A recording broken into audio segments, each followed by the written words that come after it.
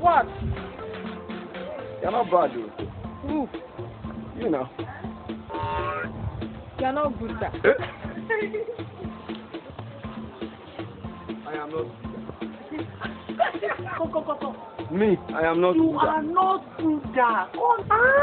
Oh boy. Come. You are not Buddha.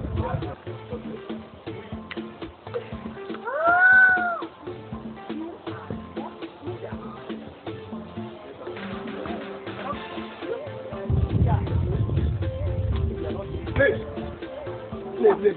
You are not even 3-3. You know.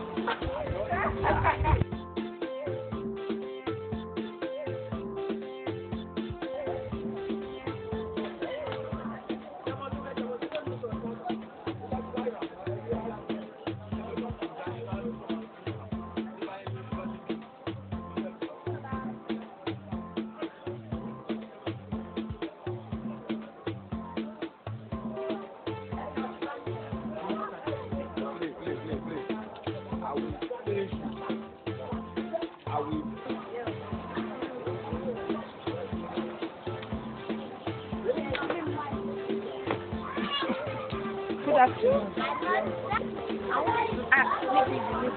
I've been looking everywhere. I do not know this Fenway. I've been searching for it everywhere. Fenway. In this area. Yes, the Fenway. Where they are doing party. The Fenway. The Fenway. Oh, you mean Benny? No, V-E-N-U-E, Fenway. Benny. Fenway. V-E-N-U-E, Fenway. Benny. Fenway. The Fenway.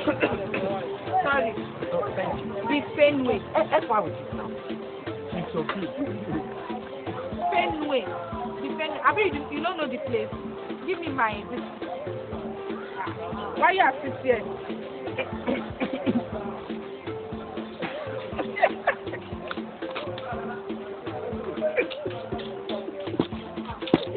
Now I understand.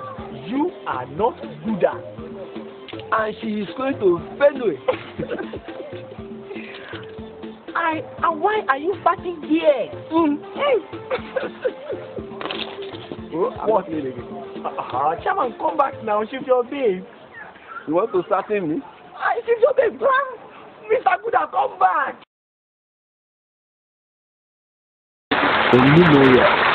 Oyinbo rocks.